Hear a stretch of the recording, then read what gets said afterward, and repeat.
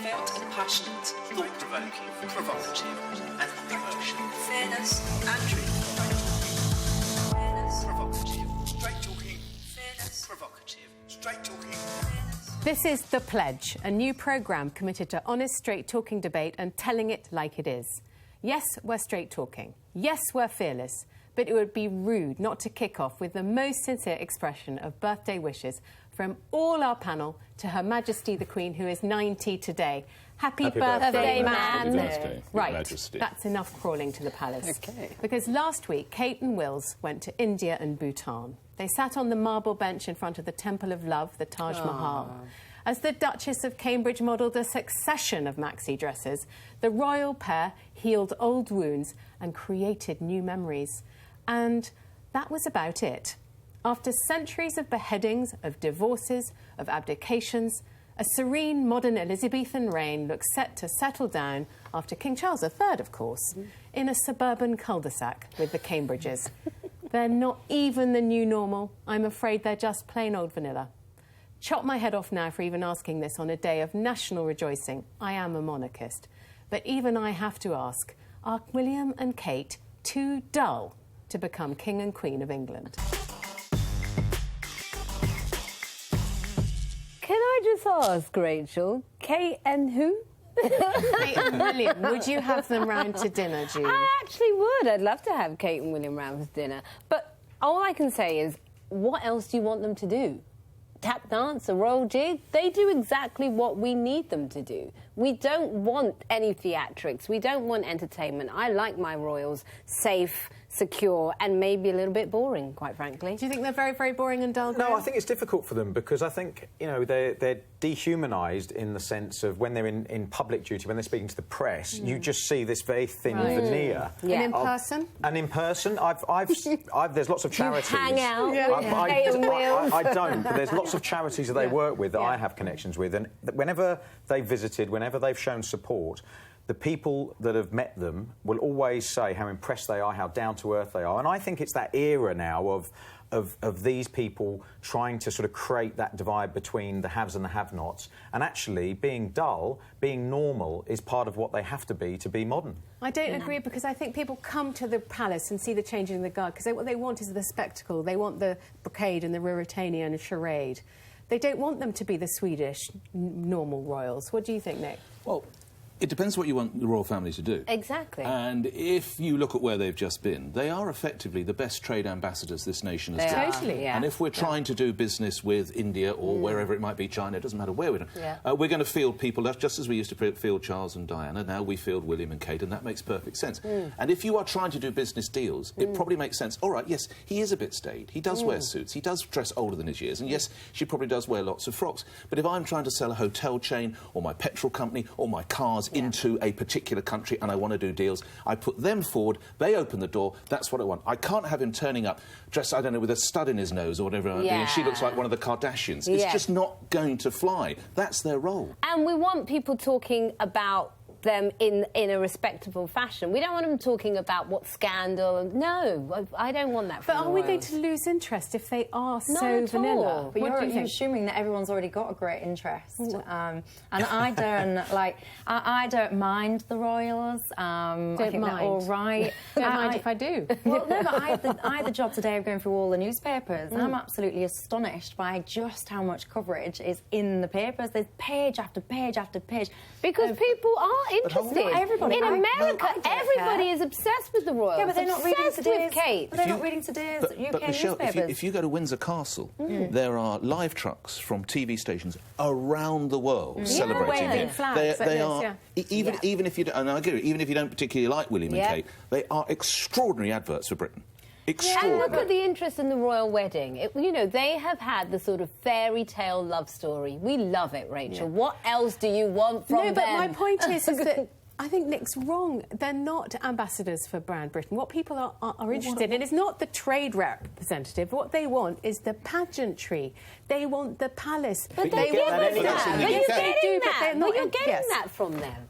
I know, but if they're going to go around and sort of say, well, actually, I'm not going to do this because I want to spend time with my family, that's very unroyal. Don't forget the Queen basically abandoned her 4 children in order to devote her life to duty and to being Queen. And now what actually William is saying is, I want to do 3 jobs. I want to be air ambulance, I want to be a prince, a bit, on the side, and I want to be a dad. But that is a real change. But they're under a pressure to conform to what we expect from people now, and there's a jealousy around the royal family that, you know, they're work shy. The headlines a few weeks ago, they're not doing enough. If they didn't spend the time with the family, we'd be saying that they weren't proper parents. They can't win. So they're trying to promote values that are important in the modern era.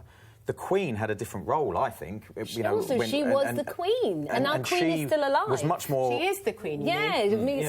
No, my point is, at the time, she was the Queen. Kate and Wills are not the head and of I the think monarchy that's one of the moment. big problems we have, With which is I think we're finding. So we don't need them to do it. We're finding it a bit dull because and they got in that, like, and I'm trying to think back to me. They got in that fabulous. That was huge. That wasn't dull. Yeah, and they said just married with the coach. But I think my problem is that photograph which showed the future heads on our stamps. We've got the Queen now, then we're going to have Prince Charles, then we're going to have Prince William, and then we're going to have Prince George. It's like the whole next 100 years is already mapped out. So if we find it boring, what's it like for them? That's what monarchies provide, isn't it? Yeah. So whether it's financial crashes, God forbid, whether it's wars, whether it's the death of a princess, they are whatever, consistent. they are yours. Yeah. And if you go back to, and there will be people watching this who will remember this during the war, they would hear the King's voice, the King's speech, would actually guide you through, and they needed to hear. And when Diana died, there was the pressure, and I think with hindsight they would admit they got it wrong. I think she got it right. No, but they were slow. No, with the princes. Well, hold on, let me just get my central point. The nation actually wanted to hear from the Queen. I know it sounds weird and hokey, but we needed to hear from the Queen. And she got it right, didn't she, as a grandmother? When does she ever get it wrong? Never. I mean, we are blessed. And I'm not a fervent... I mean, I totally believe in them. I don't want to be a Republican. So she misjudged the nations in terms of how... No, the nation probably misjudged the event, actually. I think these were extraordinary events. I mean, please God, they never happen again. You can't legislate for things like that. No. It was absolutely extraordinary. Absolutely extraordinary. Yeah, Diana remains my favourite royal, actually. But I think she's excellent. Well, may we live in uninteresting times, then. You know, the Chinese curse is, may you live in interesting times. Maybe we're just lucky it's all going to be boring. That way. Let's not have William doing another job. This ridiculous thing of him being a helicopter pilot. Let's just have him being a full-time royal. If you look at the list of duties that they did last year, his grandfather, Prince Philip, did 200... No, sorry, just under 200, about 198. He did 100 William did half. William did half. He did 122. Now that is truly ridiculous that Prince Philip, he's going out more than John Whittingdale. He's out all the time. But essentially, he's retired in the sense of he's not trying to bring up a young family. He's not trying to fit into society as a modern... Yeah, and actually... Also, we have 3 tiers. We have the Queen, we've got Prince Charles, and so there's no reason for them to be doing more right now. I think it's the best of a... To use a very irritating modern expression, it's early doors for Prince William. Exactly, early doors. Well, hopefully he does well and doesn't need an early bath. Football parlance. Anyway, I think the system is bonkers, but it sort of works. It works. Yeah, it works. Well, all I can say is I found it a little bit boring, so I'm gonna, if you don't mind, I'm gonna move on to Sorry, I thought we were dealing with dignity and respect. Under the dignity and respect. With respect. Moving on. It's time to call childhood obesity what it really is: child abuse. 1 in 5 children in the UK starts secondary school obese, and 1 in 10 starts primary school this way. That's 5-year-olds obese. Parents need to be held accountable for this. Being obese as a kid is likely to lead to serious health problems, from diabetes through to heart disease. And the role of the parent is surely to nurture, care for and protect your child. If you hit or neglect them, you can be prosecuted. Even not sending them to school can result in criminal charges. Yet continuously buy and feed them junk food without encouraging them to exercise, and the consequence? Nothing. Yes, kids' weight will naturally fluctuate, but there is no excuse for clinically obese children. It's damaging, dangerous and cruel. We should start with education, but if parents don't act, it should be regarded as abuse, and they should be prosecuted. Take my tin hat and take cover, shall I? Yeah. Your faces. Michelle, one word. How? How what? How are you going to do it? Because in some of these instances, let me just some of the background. In some of these instances, you're talking about, unfortunately, some of the poorest sectors of society as regards education and as regards money. And it's wrong, but they see a £1.99 kebab and chips or whatever it might be as value for money and a fizzy drink, and boom, and off you go. These, to then go after them, presumably the ultimate sanction being what? They go to jail, these parents? Ultimately? I'd even take it further than that. Yeah, I'd put the parents in jail and I'd take the kids into a safe environment. So we're now going to live in a state that takes children away from their parents because they're fat? No, that's not... No. Let me be absolutely clear. Yes. Right. So, what I'm talking about here is we just said 1 in 10 children start primary school obese. Yes. So, by the way, I'm not talking about a child that's overweight. I get it. Kids go up and down. I'm talking specifically about obesity. Yeah. When you, if I'm a parent, and as I said, if I hit my child, I've abused them, I can be prosecuted and I can be put in jail. If I don't feed them, I neglect them, so they are malnourished, I can be charged and put into prison. But if I go the other way, Nick, and you talk about kebabs, no 2-year-old that I know is wandering off to kebab shops. Their food is being purchased consistently by their parents, not the kid. Right. And I want to come back to your point. These are the kids that need the most help. They don't need being stolen by the state. Michelle, exactly. So with Nick's point, then, what do you do in terms of people who cannot afford to buy healthy food? I'm sorry, but this argument does not wash with me. Yes, it does. I grew up in a working class community, so I totally understand this point. Right. You know, there are people who actually have to decide whether it's a choice between spending, like you say, £2 on a meal for a family or being able to pay the rent. Right, so let me help you out. I'm from a very working class we both background. are. I'm not, by the way. No. Rachel, do you want to get involved? I'm from Jersey, so that definitely doesn't count. But let me... I want to make sure you know where I'm coming from. So I'm from what people would call a deprived area. I'm one of 6 children. Yeah. My upbringing was... We didn't have any money. And my mum made... from scratch. Everything from scratch. And when I hear this argument peddled out, do you it know annoys how long me. that takes, though, Michelle? So what? I mean, it's so much... Also, this isn't one of your dinner parties, love, with polenta. Cooking from scratch is not cheap. It's not cheap, and it's also energy intensive. I think there are a few things. I mean, I think it's very extreme. 3 jobs. Someone would have to be in a very extreme situation in order for them to have their children taken away and then put in prison. Yeah, I think we'd have to go a long way down the line before we get there. them like a Strasbourg goose.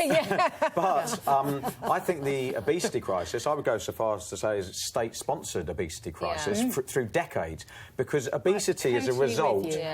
Obesity is a result of a combination of factors. If you go back to the 70s, there have been over 10,000 school playing fields sold off to the private sector. In the last, from 2010 to 2013, 1 school playing field has been sold off every week. So unless you bring everything together and give people the opportunity to exercise, to educate them, to give them the time to prepare meals, that's another part of it. You know, single-parent households, mum comes back, she's got her 2 children from a long day work. It's the quickest... There's not even any washing up and with the takeaway. And also subsidies. If that's the case, and we need to look at how we subsidise people to be able to afford to buy this healthy food that you're... Let me ask you all a question. Forcing them. Do you agree with me that child obesity is a child abuse? Yes or no? I agree that it's out of control and something needs to be done. Too simplistic a question. Yeah. So let me show you something. Let me show you something. Okay. Take a look at this. Right, now when you see that child, that is a young child. Graham, did you agree to have that shot? Did you allow them to run that, Graham? Thanks for the tip, Graham.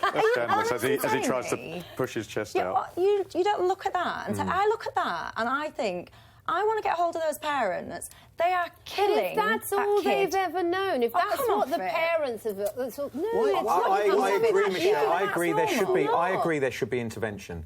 I think in those situations, in those extreme situations, there should be intervention. It should come from schools. It should come from people that work. But you do not take those children away. I'm not necessarily saying you do anything to the parents, but there should be an intervention. So there should be a way of accessing support for the family, for the child in that situation. But going back to my point about the state lack of interest in health and exercise, you know, primary schools, they have less than 2 hours a week, these children, to exercise. And that's probably the only exercise they get. Very few of them walk and cycle to and from school. They don't do anything out of school hours because a lot of sports now are charging. Games and, so what we've done, we've created this... it's not even a time bomb now, it exists. And I feel that in these situations there should be a watch list of people and parents in situations, and I don't solely blame them. I don't think we can jump to that step of calling these people child abusers. No. I think they need to be helped in a way out of the situation they're in. And a lot of this stuff is generational as well. It's education. Well, I'm a fattist. I mean, and I think that we've got a serious problem with obesity because it's going to be the fatberg that's going to sink the NHS eventually.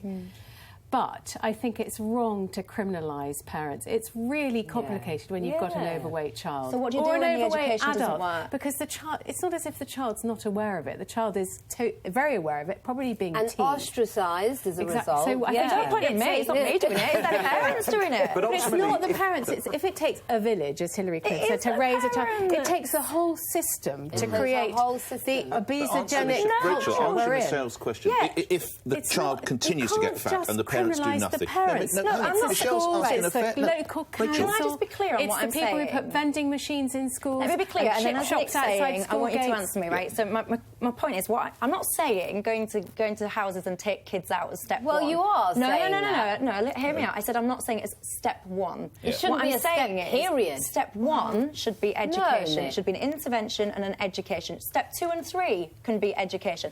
When the education is not continuing, I agree with that. and you keep pumping this kid who cannot make his own decisions, he's 3 years old, 2 years old. You are pumping him That's what with social services are for, though. Yes, which is what Michelle is saying. But there's got to be I still think there's got to be a solution. It's very simple for me.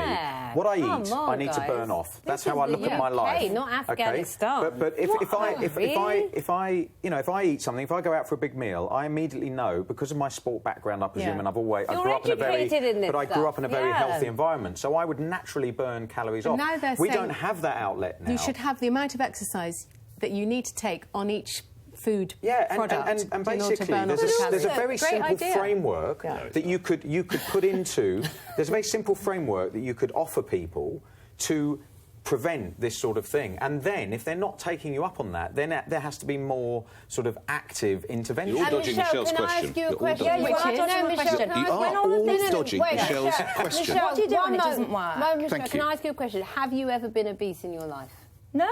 So therefore, you don't have any concept of what it feels like. Well, hang on, none of us How you none deal of us have with been it. in the royal family apart from her, and it Apart didn't from stop us Rachel. discussing. Answering No, your but my question. point is, if it was something that you'd actually struggled with, you'd Oh, actually come have off more it. compassion. Of course you tell me I need to Fine for you struggle. to sit No, there and you're say telling that me I if need you've to been struggle thin with your whole obesity. life. No way. I can't look I don't at that buy picture that and from feel you. utter disgust because I haven't experienced being obese. Come off it. I look at that picture and I think, feel do you know pity. what? I don't feel I feel disgust. pity. Oh, I feel Exactly. furious. Where's and I your wanna get hold of that compassion? parent. Really? My No. compassion is for the kid. If you've never struggled with food in your life, then I'm sorry. Nonsense. You are not in a place to Nonsense. talk about And none this. of you answered my question. When education fails, none of you have got an answer for me as to what you do. So I'm going to More keep sports my in answer. schools. Education Sports in done schools. right will always succeed. Right, That's listen, the we can answer. continue this argument over lunch. Yes, and nice please. lunch. Yeah, after you've run round the block 6 times or so. Exactly. Now, never mind sex scandals, 3-in-a-bed romps and High Court injunctions. It seems that the P60 is in danger of becoming the new pornography. For me, this obsession with people's tax affairs is just voyeurism, plain and simple. The Prime Minister has himself admitted that he didn't handle the row over his financial affairs very well after the Panama Papers leak. But what will publishing tax returns actually achieve? Why should we all have the right to see this? The Prime Minister's tax papers. The information on here should be between the individual and the HMRC. And what's happened to privacy? I feel this is more about a fixation of wanting to know about people's private lives, particularly those with high profile, than tax and transparency. But surely revealing personal information like this should be a personal choice, not something anybody should be bullied into.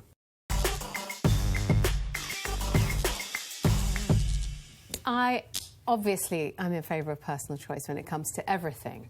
And by the way, I don't think that was Cameron's tax return. I think that's just a breakdown of his income. He didn't actually release you're a right, full... he didn't. He didn't reveal a full tax return. No, he didn't.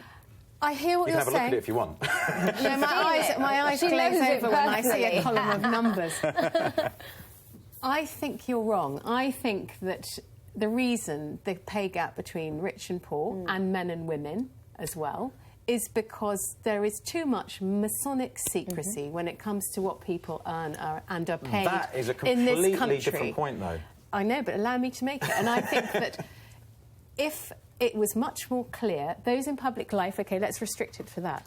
If you're in receipt of public money, I think you are duty-bound to show what you are paid firefighter? and to reveal... Yeah, why not? You'd want to see a firefighter's tax return. I also think proprietors... I'm not in public. What are you talking I think about? that we should... If we've got nothing to hide, Why the hell have I got to show my all tax I'd be return? worried, everyone would see how little I learn, not how much, which is Not the last time another I hacked story. into your bank account. That's all I'm going to Sorry, show. Rachel, you've lost No, us there. can I just tell you one thing? I think it's really important there is more honesty about pay, because look what's going on in the corporate sector as well. I know that's separate about what we earn is private, it's between us and our accountant. I don't think it should just be between us and our accountant. The argument about the tax return and releasing what is very personal information for me is one about trust. It's not about how much people earn. Yeah. It's about whether people trust what you do and what you're paying in your tax. Now, for me, I've looked at this, and I know it's not his full tax return, but that doesn't make me trust him any more or any less. But what the Panama Papers has just shown us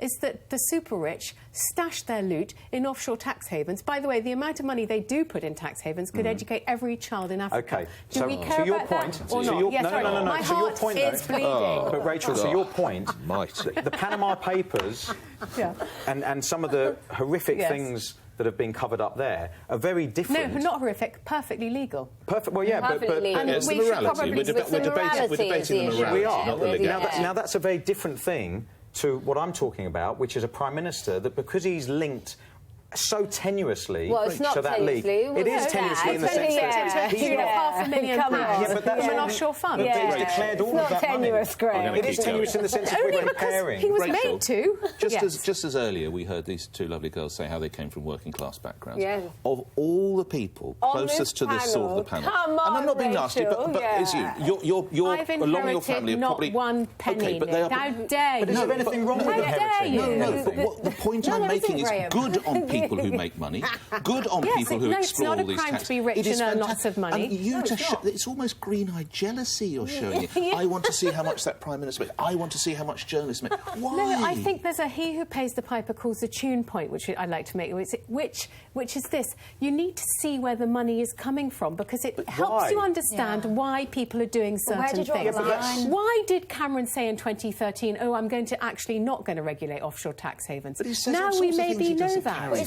He's wouldn't come in a tax return anyway. So when I think of this whole subject, I think you've always got to ask yourself, what are you hoping to achieve? So that's go right back to basics. Transparency and fairness in a more But if equal somebody's society, if somebody's hiding something, it won't be on their tax return No, but anyway. that is a problem. I agree. But It doesn't show up anything offshore or in trust. But so I sit there, I'm a right nosy so-and-so, so I'd absolutely relish like what they do in Norway when all of the tax returns are public. No, hang on, I'd relish it, but that really is your porn. No, I would relish it because I'm nosy. Now, that is exactly the reason why these things shouldn't be public, because the only point it's serving to make these things public is your point. It's like, it's nosiness. It's voyeurism. It's voyeurism. We're all But also, can I just say quickly, so the Telegraph did a piece when it came out, and they said 6 things we've learned from Osborne, Corbyn and Boris Johnson's tax returns. OK, and these 6 points are utterly ridiculous. They're not worth the paper they're written on. Corbyn paid a £100 fine. Big deal. Osborne paid more in tax than Corbyn earned. No, who cares? That's got nothing to do. Boris earned more than Osborne and Cameron put together. Exactly. But I celebrate. See, green-eyed jealousy. No, I'm proud. I'm damn proud. But I want people like that. I would love to see more successful people when they've run Sainsbury's brilliantly, or Tesco, or British Airways. I tell you what, I've made enough money. Actually, I'll take a pay cut and I'll go and be in the government. But they're not going to do it now. And that's why wouldn't they do it now? Just because you're going to demand that their tax affairs are made public. And that's why we've got such boring people in this. public life. I mean, you're talking about the royals being boring, but actually there's no one more boring than the politicians we're dealing with. Because we hold people in public life to an unattainable standard. So I wouldn't want At the end of the day, I don't want to see... It shows a sort of British reserve and pudor about money. It goes back to what I said, it's a personal choice. I wouldn't want my tax affairs Nobody's and my earnings business. in the public domain because I've got nothing to hide, even though I am from Jersey originally. I've got nothing to show. We don't believe that. I promise you. It will dissuade people from going into public and office. it will dissuade brilliant people from going into public life, which is what's happening now anyway. Like who? Like so many people. There are so many business people that I would like. love to I would see. like to call to all the people in public life. Please go and be MPs. No, go and run things. because and you've got nothing to hide. exactly what you're bringing. And you will not be exactly. publicly shamed. But Rachel, you said, I started and I said, you've got to ask yourself, what is the purpose? And you said, I want all of these made public because it will do like equality, equal pay, it's transparent. In Norway, they have this system. They have it where it's all transparent. It's not full of equal pay everywhere because they're you better can than measure us. what people... Norway is Hold better on, than Norway is us on supposed to be that the best stuff. country to live in the but world. also they don't have this Well, on equality, fixation they're with better than us. celebrity in the same way. They don't have this fixation of, well, what's somebody earning? They don't have this way of looking at money. And we value money in two ways. One, that it makes you better than people, some people feel. And other people, it creates a jealousy. And I think the purpose of the tax returns is nothing. He's been pressured into that, and I think that I don't think people should be pressured into. Also, if there is that. anything untoward, the HMRC will find out, and that's when it you don't becomes think public public service. giving them a Otherwise, bit too much credit there. Otherwise, it's not our All business. the dodgy stuff isn't going to be on this tax return. Don't be fooled. Well, You're the not dodgy suddenly gonna stuff we're find out talking this about here, offshore stuff. unfortunately, is legal. Yeah, They well, haven't done again, anything illegal. that's a different argument. But he's getting hammered for money that he inherited. I don't I thought see that was a real I low like blow. Nigel what is Farage wrong line with on it. I think that. going after a bloke who's not here to defend himself, the Prime Minister's father, was a desperately that was low a low blow. blow, That's yeah. about as low as you can get. I'm with Nigel Farage. When someone said you're going to publish a tax return, he's like, no. No, I agree with But you. I'll come back to what I said at the beginning. It should be a matter of choice. And I think if someone Well, they wants can't to, now, though, that's Rachel, good. you know All power that. to their own. But if they say no, that's fair enough What as is well. what is the natural but the conclusion minute of that? they Is say it means no- when you You say would no, think they have people something think to you've got hide. something to hide, and then Yeah, you're like under Nigel pressure. Farage, we know. I mean, that's Nigel Farage's brand, isn't he? Just to be Yes. controversial. No, but and maybe he just to do doesn't it. want What's to. controversial about saying, I don't want you to have... What's controversial about that? It's nobody's right. business. No, just answer my question. No one's What's business. controversial about Nigel Farage saying, I'm not showing you I it? agree. Well, there's a lot that's controversial about Nigel Farage. There's nothing controversial about it. Anyway, sorry, disagree with you there, Rachel. You can show me yours in front. Yeah. I beg your pardon? I'll show you mine. You show me yours. Okay, we've got And agree with you, Graham. Thank you. Completely agree with you. Anyway, it's me next, and I'll be talking about something that's very close to my heart. And no, Nick, it's not Europe, not this week anyway. Right. And we'll see a little bit of a bromance going on too. Come back. Boris, come back. Bye, bye, bye, bye, bye, bye, bye, bye.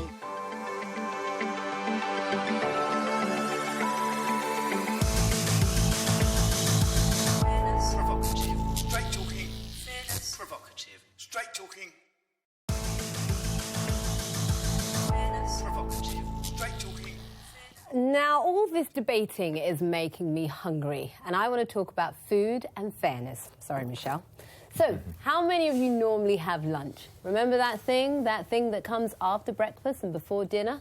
Well, both Eat and Cafe Nero have told their staff that free lunches are now a thing of the past because they have to pay the living wage. But this is more than just about balancing the books. This is about an attack on lunch. And to me, it's become a symbol of corporations that are out of control. Workers in every sector are being squeezed while bosses at the top get multi-million-pound payouts. It seems there's no such thing as a free lunch if you're at the bottom of the corporate structure. But if you're at the top, you can have your cake and eat it too. So I'm here to tell big business, stop this war on lunch. It's just not fair. Goodness, here we go. All right, go on, Michelle.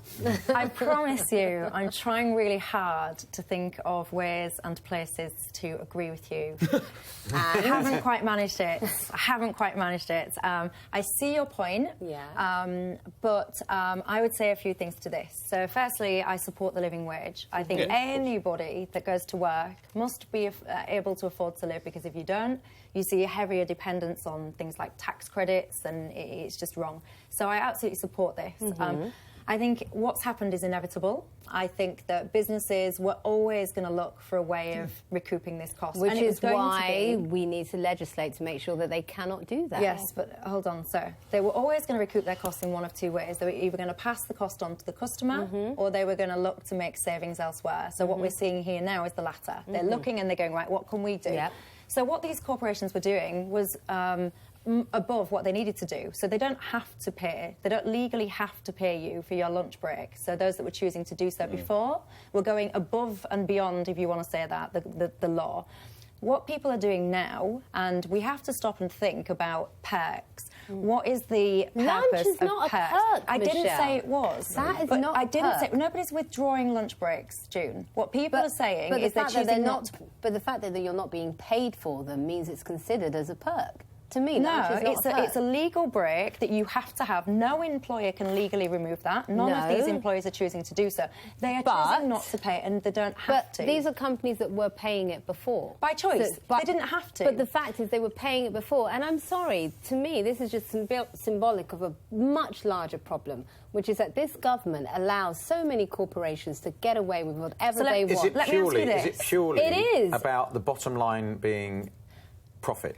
Well, of course it is. It's all And about it's the not margin. about It's thinking not about and it's people. not about people, and it's not about thinking about their workers. So let me ask you this Because at the then. end of the day, these top corporate bosses are not cutting their own lunches. They're all having fancy These lunch top breaks. corporate bosses are also responsible for making the decisions that employ tens of thousands of people and pay the mortgages and pay the rents and put schools on and to make sure that they pay them fairly. Have you, Nick. now just out of interest, June, have you Okay. ever run a business the size of some of these sandwich bars and coffee shops? Not yet. No, not One yet. Day. Well, your time will come.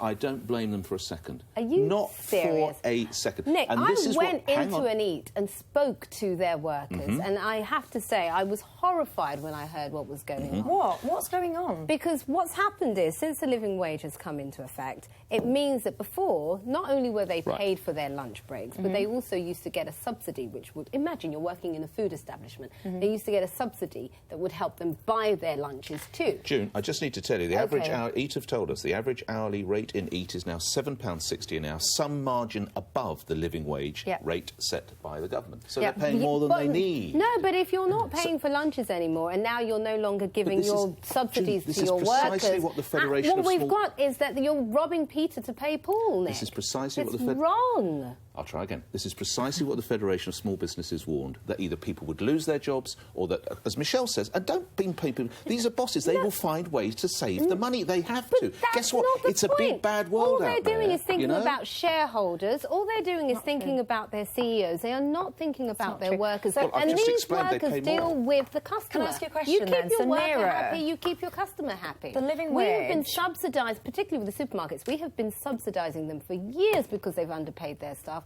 And it's about time that this government, this Tory government, does something Workers about are there it. to work. Nero. Nick! Right. Nero, June. So the living wage is only for 25 and above. That's the law. Okay. Nero have applied that to all workers, even those below 21. So why? But then why do you shake your head? Because you're really quick to criticise and go, "You've taken away their sandwich. You're a I am. disgrace." But then when I point out something that's good, so they are giving this wage to people that they do not have to. You're still shaking your head and critical. Oh, Why? no. I'll give them credit where credit is But you due. didn't, because I just gave them that deserved credit, and you shook your head. Well, I'll give them the credit to keep Thank them happy. you. Ultimately, But surely, I'm ultimately it's a sorry. choice, It isn't is it? For a about looking, looking, but for a and company, it's about being fair. Yeah, but It's for a so company, unfair. they have a choice, don't they? They either pay more or subsidise more, or a combination of the two. And actually, I think if they want to charge more, I think a lot of people would happily pay it to make sure that their workers will Yeah, that's- receive. I think- Pay more for the- yeah. pay more Make for the coffee. punter pay. Make yeah, the definitely. punter Let's talk pay. about coffee. Yeah, the no, price you of run an coffee. unsustainable Make the business. punter Yeah. pay. It's not Yeah. an unsustainable So now business. your If business you know solution, that, if you know June. that people are actually earning pass enough the to be cost able on to the punter. Are you Afford raving to mad? pay. So now we're running a No. coffee shop. We're going to charge more for coffee and sandwiches than anybody else, well, so we look, make our workers no, feel what good. Graham Why said, don't we just go out of come on. business No, what now? Graham Just sell the said. shops. Let me. Right, I'll tell you what's going to happen. This and is I'm the gonna, problem. This June, is- you need to listen to me because I'm Sorry. about Go to on. partly Solve it. agree with you. Oh, good. Only I like partly. Don't this. get carried away. Okay. I'm getting What will, excited. what will happen, in my prediction,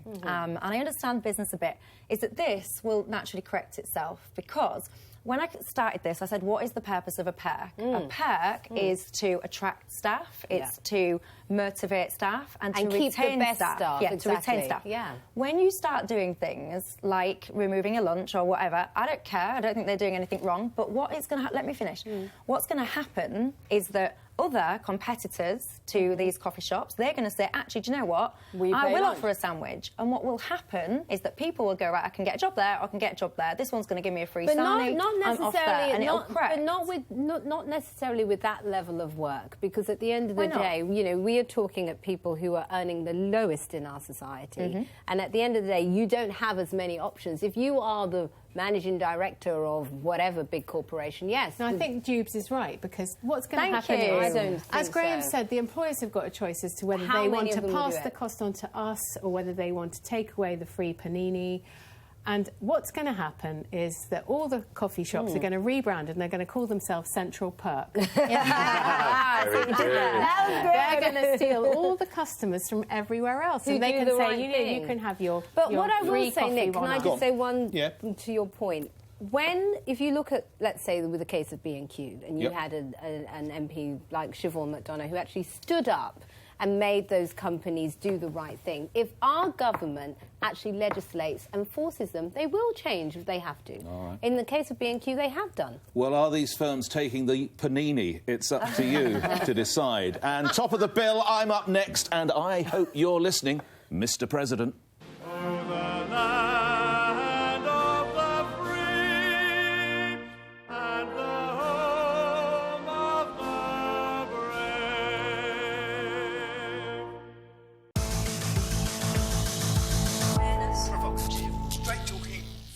Now, before we come to our next conversation, and oh boy, Obama, am I coming for you, there's a feeling among the panel, Rachel Johnson, that you've copped too much flack for your connection. So I think it really has to stop here.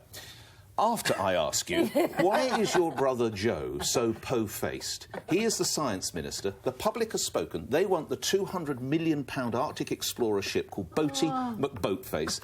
The general public is... And it is reported that Joe, another of this endless legion of famous people in your family, including your good self, is going to scotch it. Why? Is there going to be a regular segment on the show where I get teased about what my brothers are doing? Oh, no, we'll get your dad in as well, don't worry. We'll get him in. Your dad. We really like your dad. But that's a bit No, po-faced. I don't think Joe's been po-faced at all. I think Boaty McBoatface is really silly, and we're all... I'm so bored of it. Well, you're calling the royals funny. boring. I mean, here's a chance to have some fun. It's look pure what your brother's silliness. doing. It's a social media phenomenon, and it was apparently suggested by someone who comes from Jersey. Exactly. Graham. On a very high... They're on a very high-paid Yes, lunch. so Graham McGrahamface. It's just Nicky McNickface. Yeah, that's anyway, fine. by the way, it's a ship. It should be called, if anything, Shippy McShipface. Oh, that's true. Good point, well I'd vote for that as well. I rest my case. Also, Joe's got a serious job to do. This ship has got a serious job to do. Yes. Let's not trivialise our Antarctic or Arctic endeavour. Well, hopefully they know which side. Sending it in to find out about global warming. Think it would be 20 years' time, this is going to be sending back key data that's going to be saving the planet. But Don't surely let's with call a it name Boaty like that, McBoatface. surely with a name like that, the headlines will be even bigger, and we'll read the articles And with we'll even more smile every interest. time we mention What a it. shame that President Obama is not arriving on Boaty McBoatface, but he's in the UK. And here's my welcome message to him. Butt out, Barack. The US president is expected to wade into the great Brexit Remain debate and tell people to vote to stay in the EU. Now, this from the leader of a country that fights for its own independence and sovereignty like no other place on the planet. Can you honestly see America ever giving away its right to defend or to govern itself? No way. The hypocrisy he's displaying is as rich as the Atlantic is wide. He should focus on problems back home rather than coming here to lecture us about our choice. The Americans love their anthem. What are those words again? Oh, the land of the free and the home of the brave. That's it. That's it. The land of the free, the home of the brave. Can we be allowed some of that, Mr. President?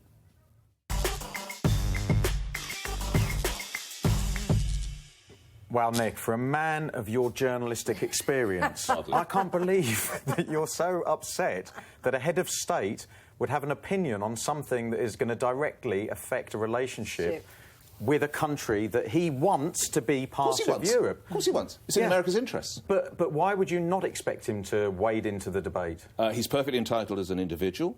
He has to realise the position that he holds.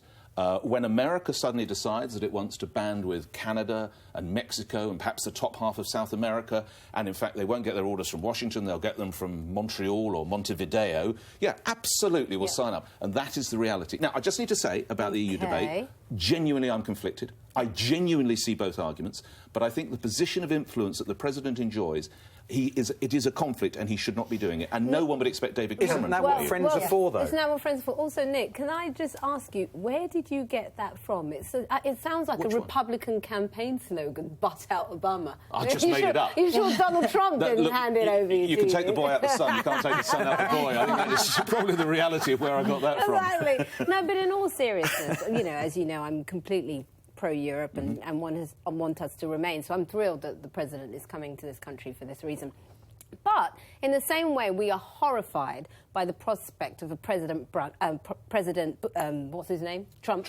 Because we know the impact that a President Bush had on the world, the negative impact that a President Bush had on the world. The world is more interconnected than it's ever been before. And let me finish. President Obama knows exactly the negative impact leaving the EU will have on trade with America. So, of course, he should come here to talk about that. And actually, he should be commended and not lampooned by people like you. Michelle, do you think people could be, their decision coloured in any way by what the President might say? I hope so. Absolutely. And for that reason, I think it's wrong.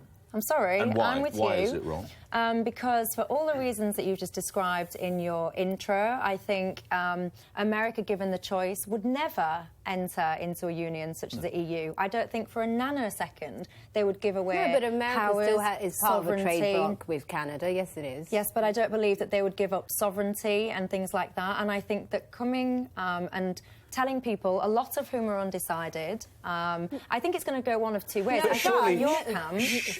surely we can presume that Trump is pro-Brexit. So does it not just bring a bit of balance But to Trump's the... not trotting over here and coming over Well, here and we saying didn't even want to let him in. everybody, But this also, is what you need to do. I don't buy the debate that it's a sort of he's going to colour and influence the British public. Well, why is he so excited about more so saying than it then? leaflets. Not more so than the campaigns of in or out. Rachel, it's part of the landscape. Rachel, there is another argument that Paul. Britons actually don't like to be told what to do. Yes. We're quite an He's insular not nation. here to Hold on a tell second, us Jane. what Hold to on. do. Could it actually backfire in that this guy comes and people say, hang on, Cleo, don't tell me which way to vote. Yes, it will. Danger, Rachel?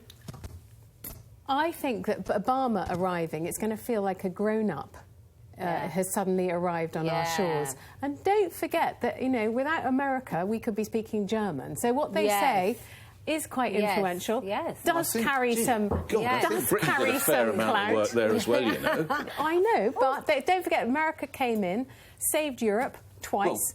Russia played a role as well. I know, but what I'm saying is America plays a role. It is an actor in the whole European And I don't get I don't believe for one moment he's going to come and tell us what to do. He's not. He won't. You're absolutely right. No, I think he probably will say something quite direct, which is America needs Britain in Europe. That's exactly what he needs to say. Oh my God! No, just give me. And you've nailed it. For America, it makes absolute sense. Fantastic. But let Britons decide without the influence of a hugely powerful president. June. Well, the only thing I would say is, part of what's going on at the moment, the EU is currently negotiating the TTIP agreement, which will be what our trade deal is with America. Now, imagine if we do leave on June 23rd, that deal will then impact us because we will no longer be able to have the terms of that deal. So for President Obama, of course it makes sense. Wait, let me finish, because it's complicated for him. Because at the end of the day, if he agrees whatever those terms are for a bloc that is 500 million strong, and then we have this special relationship with the US, which we do, and then all of a sudden we leave, there's no way we are going to get the same agreement for 65 million that you now have for 444 million or whatever it is if we leave. You're an educated man, you read The Guardian. That's an oxymoron. It's the hypocrisy that I'm driving at. Remember, that is what I said. Hang on, June. You do see the Hippocratic aspect of this. I absolutely do. Hippocratic. That's Hypocritical. The hypocritical aspect of this. I absolutely do. But at the same time, just because they're not going through an issue of their own sovereignty and what they would fight for and they wouldn't fight for, doesn't mean they can't have... can't have an opinion to help shape the debate. Yeah. Now, shaping the debate is for all of us as individuals to take what we want out of, you know, what we've read, what we've heard, and form our own opinions. It's a very complicated situation, and I can imagine a lot of people are sitting on the fence, and whilst British people do want to make their own decisions, we want to make informed decisions, and therefore what he has to say actually is important to me. I won't be swung by it. Yes. And if he stands up and he says, we've got Putin snapping at the heels of Europe, and we need you boys on side to help us keep NATO. European peace. Yes, we do. We do have something called NATO. And actually, the fact that Britain is part of NATO meant that we didn't have a European defence. We didn't need a European defence force. So you disagree with your brother, Boris, on this? She does, and I'm we not like that. No, just out of interest. No, but I'm just interested, because he is the most prominent person out there alongside Michael No, but she's entitled to her own opinion. But I'm just wondering how that all plays out. How that all plays up. Go on. Well, the fact that clearly you are at odds with each other. She's entitled to her own opinion. Of course, I'm just interested. Every time I'm told whether I'm proud to remain, I want out. And every time I'm told I want out, I want in. And I don't like being told which way to vote by President Obama. It's so rank. So let him come and say what he thinks, and everyone can make up their mind. Well, we all. Right, I will pay all your mortgages if President Obama arrived and told everybody, I tell you what, I think Brexit is the future. I will pay all your mortgages. We've got to get him on the phone. He's going to pay our mortgages. But you know what I think? I'm undecided as well, and I'm trying to learn more and listen to a lot of things, but I think it's going to be quite close. I think the polls are all showing very close, but what I think is going to win out in this is the passion. I think people on the Brexit have more emotional drive. Well, don't forget they've had 20 years years campaigning on this issue. Yeah, but then what I think... The devil has the best tunes, so they can say, home for the open seas. So that means she's in. The door of the jail I is really open. like this, Johnson. But my point is, Obama doing this, it will kind of stoke that fire more. It will tap into those emotions. You are spot on when you say, we don't like being told what to do. But he is not going to come and tell us what to do. He won't literally tell us what to do. No, but what much. he is going to make people understand, which is so important, are the implications of what it means in terms of our trade with America. And Rachel, the other thing I referred to... And we need to make sure the British people are informed. It's not like America's not without its own problems. Do you remember his first job was going to be closed down Guantanamo Bay? My first week in office, the last time I looked, it's still going. There are many things he's not addressed in his own country, which is another point I made there. There is also the this is about trade maybe with fix America. your own. Maybe fix your own farm first and come over and tell us how to run the ranch. The other point is he is an outgoing president, and you know he can have his little swan song. I mean, I don't think it's going to change the world what he says when he comes on Friday and Saturday. And it's about making sure that people are informed. Yeah, I know. I see that.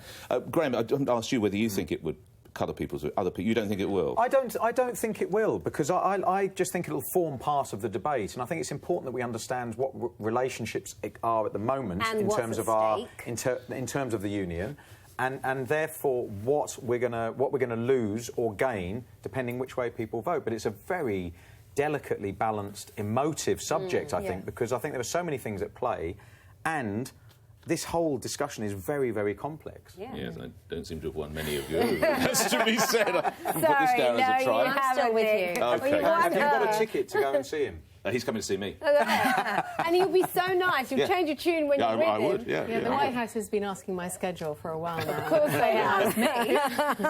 No, it's because you already said you're busy. I'm still waiting for my invitation. Now, have you ever had that feeling, you know, you've had a row, you've said a few things you didn't mean? I'm telling you what, sometimes it can be very hard breaking up. Come back. Boris comes back. Come back. Boris comes back. Bye bye.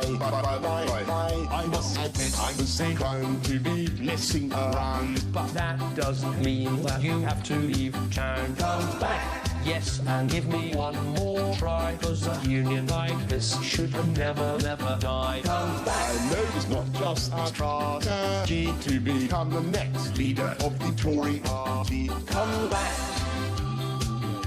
Boris comes back. Comes back. Boris comes back. Now, who do you suppose we should ask for their verdict on that? Michelle, I just know, all right. You were singing along, I know, come I on. did love that. It's going to be my ringtone. In fact, I think it should be the official pledge ringtone. Apart from this action, Good pledge. idea, good What's idea. that? Pledge. But June's point, when people break up, it is sad. Words It are is said. sad. They will get together Though I was again. very happy with this breakup, actually. Yeah. No, but, you know, this Euro debate, I mean, my goodness, how much blue-on-blue action are we seeing? I mean, I've heard things that I cannot repeat on air about this. Do you know, isn't it fantastic? A school like Eton, normally when you have a bust-up with an old schoolmate, one is the Prime Minister, one's the Mayor. I mean, what is this school like that they turn everybody... Do you think it is actually damaging for the party? I'm sure it is. Of course More it is. importantly, though, Yeah. does your brother brush his hair?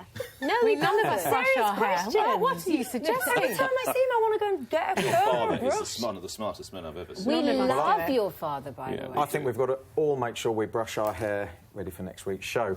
Right, that's it for now. More debate and argument coming up next week. Or if you can't wait, send us a tweet. Goodbye.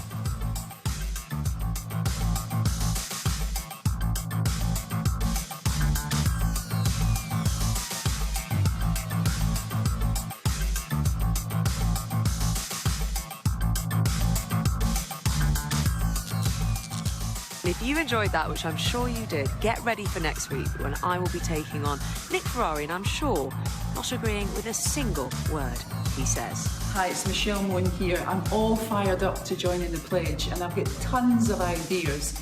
But if you get any that you would like me to debate on, please send me a tweet at Michelle Moon, and I'll pick whatever takes my fancy.